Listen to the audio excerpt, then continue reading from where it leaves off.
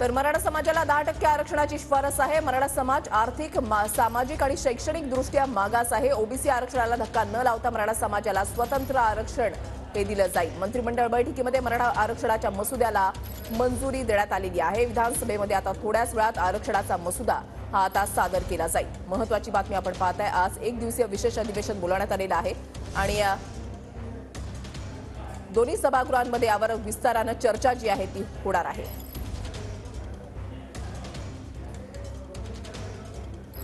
तर मराठा समाज सामाजिक आणि शैक्षणिक दृष्ट्या मागास आहे। ओबीसी आरक्षणाला धक्का न लावता मराठा समाजाला स्वतंत्र आरक्षण देण्याची तरतूद आहे।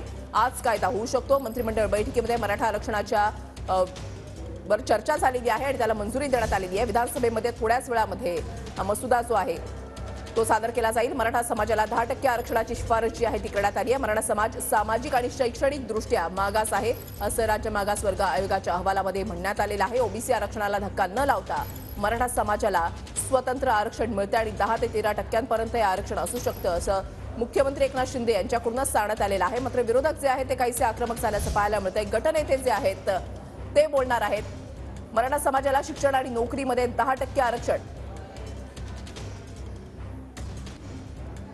मराठा समाजाला शिक्षण आणि नोकरीमध्ये 10% आरक्षण अशी माहिती मिळतेय। मराठा समाज हा आर्थिक, सामाजिक आणि शैक्षणिक दृष्ट्या मागास असल्याचा मसुद्यामध्ये उल्लेख आहे। मराठा समाजातील मागास वर्गासाठी स्वतंत्र आरक्षणाची तरतूद करण्यात आली आहे। 84% मराठा समाज आरक्षणासाठी पात्र। राज्याच्या लोकसंख्येपैकी मराठा समाजाची लोकसंख्या ही 28%। राज्य सरकारी नोकऱ्या, शिक्षण संस्थांच्या प्रवेशासाठी आरक्षण। मराठा समाजाला राजकीय आरक्षण मिळणार नाही। आणखीन एक या संदर्भातली महत्त्वाची बातमी, विरोधी पक्षाच्या नेत्यांचं मुख्यमंत्री शिंदेंना पत्र आहे। मराठा आरक्षण विधेयक आणि सगळे सोयऱ्यांच्या अधिसूचनेवर हे पत्र आहे। महत्त्वाची बातमी आपण पाहताय, विरोधी पक्षाच्या नेत्यांचं मुख्यमंत्री एकनाथ शिंदे यांना हे पत्र आहे। महत्त्वाची आणि मोठी बातमी आपण पाहताय,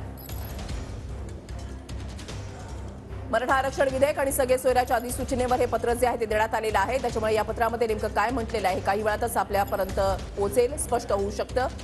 विरोधी पक्षाच्या नेत्यांकडून मुख्यमंत्री एकनाथ शिंदे यांना एक पत्र देण्यात आलेलं आहे। काही वेळातच अधिवेशनाला सुरुवात होणार आहे। मराठा आरक्षण विधेयक आणि सगळे सोयऱ्याच्या अधिसूचनेवर हे पत्र आहे। सगळे सोयऱ्याच्या अधिसूचनेवर सविस्तर खुलासा करावा असं या पत्रातून सांगण्यात आलेलं आहे। विरोधी